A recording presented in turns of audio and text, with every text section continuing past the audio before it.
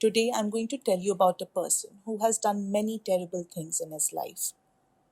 Once you hear this, you'll be shocked at how dangerous he was. Let me first share his background. A 32-year-old man, commonly known as Yakku Yadav, whose real name was Bharat Kalicharan Yadav, he became known as Akku Yadav after a movie was made about his early crimes. Akku Yadav was infamous for the horrific crimes he committed. Born in Nagpur, Maharashtra around 1970 to 72, he grew up in the Kasturba Nagar slum. He didn't grow up in luxury, but in slums. Kasturba Nagar was known to everyone for snatching, stealing, gangs, and politics. Akku Yadav was a terrible person, unlike his father, who was just a milkman. From a young age, Akku was hard-headed, abusive, and controlling, causing people to suffer. He even spied on women while they were changing, bathing, sleeping, showing lustful behavior. He formed a gang that people feared deeply, as he used it to cause constant trouble in his locality. At first, his gang threatened people and took whatever they wanted, such as cash, phones, bikes, even homes. They did not commit murder or rape. However, seeing people's fear made them feel powerful. As they grew more powerful, they began kidnapping and raping any girl who passed by. By 1991, his crimes escalated to murder, kidnapping, and rape, beginning with his first known gang rape. He committed many crimes, but no official complaint was filed until this first case. Starting in 1991, he murdered over 3 people and raped around 40 women in the years that followed. While 40 rapes were reported, many believe the actual number is much higher, though the true count remains unknown. In fact, the villagers said that Akku might have sexually assaulted a woman in nearly every house.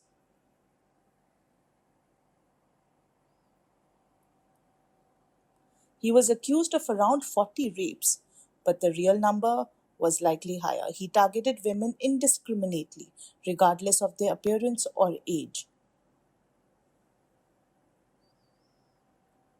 His victims included old and middle-aged women, young girls, and even a 10-year-old child.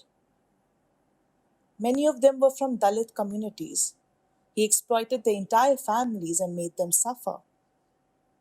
Akku Yadav and his gang raped women and threatened their families, forcing them into silence out of fear. Some of the examples of his crimes were: 1. He pretended to be a police officer to enter a house, stabbed the husband, locked him away, and raped the wife. 2. A woman named Asha Bhagat was mutilated and killed in front of others. When a neighbor tried to report it, he was murdered too. 3. He publicly tortured people who could not pay him. One man was stripped, humiliated in front of his own daughter, and burnt with cigarettes. Akku told his daughter, look at your own father, leaving her deeply upset. 4. A woman who had just given birth was raped, and she later died by suicide. Pregnant women were not spared either. Just imagine the suffering and pain they went through. He was tyrannical. Akku Yadav was arrested and released around 14 times. That's it.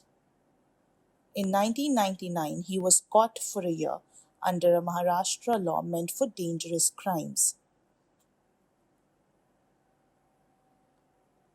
In January 2004, the government banned him from entering Nagpur.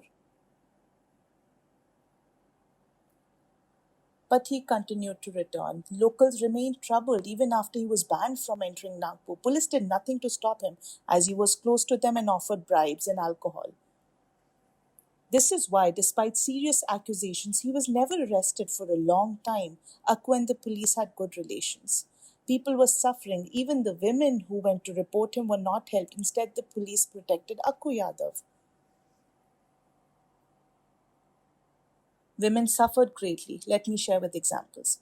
In one case, a woman complained to the police of gang rape by Akku and his gang.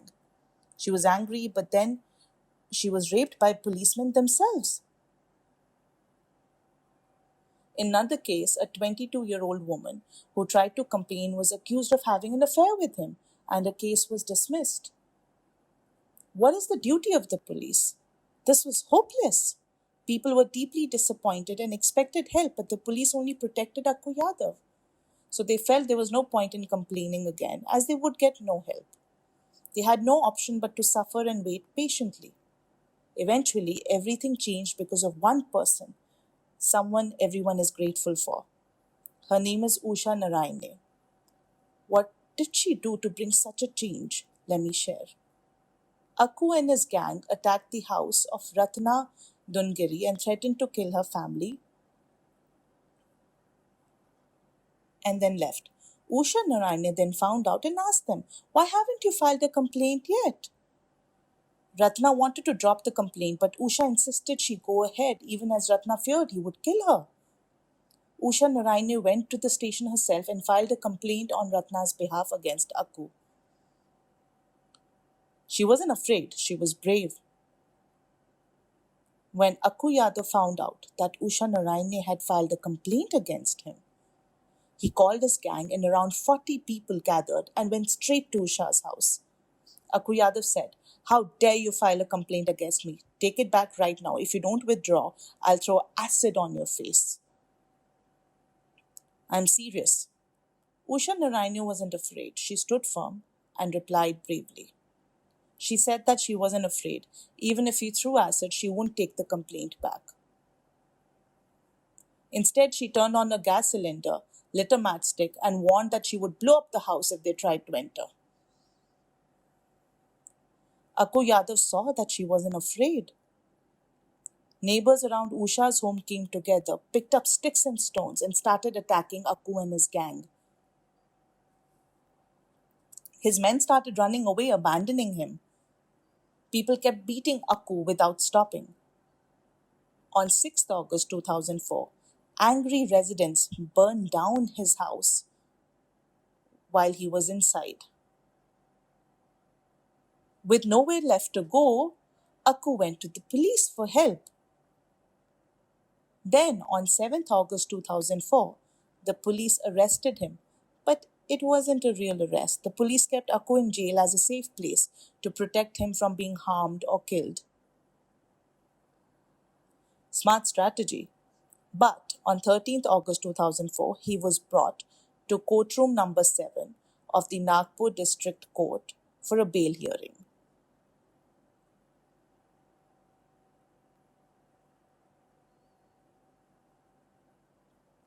That day, the courtroom was not normal. Hundreds of people had gathered. The numbers are not accurate. Some say around 200, others say up to 400 women. Around 200 women came together. All of them carried kitchen knives and chili powder. They entered quietly and waited for Akku Yadav. Akku Yadav arrived under police protection. As he walked in, he mocked a woman, called her a prostitute, and threatened to rape her once he got bail. The policemen escorting him laughed. One woman shouted, "Either you or me. Only one of us will live. That we will see now." That was the last line. Then she hit him with her sandal. And then 200 women rushed forward and began stabbing him with the knives they had brought. Chili powder was thrown into his eyes along with the policemen. It was explosive. Women took turns stabbing him, striking wherever they could reach. One woman cut off his penis with a vegetable knife. He begged for mercy, but no one listened. Blood covered the courtroom floor and walls, with people stabbing Akku repeatedly, and the policemen, they fled. They stabbed him non-stop, and within about 15 minutes, he fell down and died. This became a moment of relief. After 10-15 years of fear and suffering, it was finally over. He was dead. But this was a courtroom. Knives were not allowed. Stabbing Akku Yadav there was illegal and they broke the law. 5 women, including Usha Naraine, were arrested for stabbing Akku Yadav. Usha was the one who planned to kill him. Did people stay quiet then? No. Both men and women stood to protect them. Crowds gathered outside police stations and courts demanding their release. And later, more people were arrested.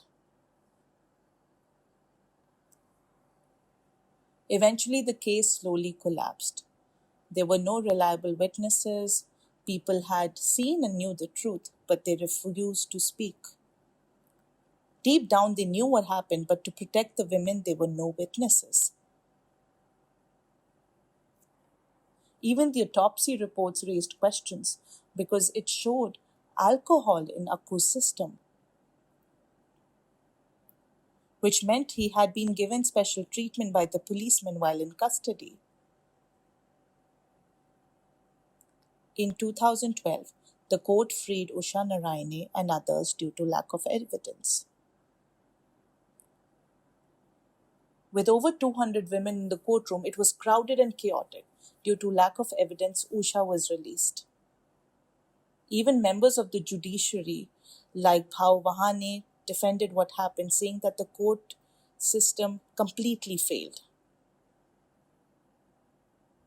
If the police had acted properly, the women wouldn't have needed to suffer in silence.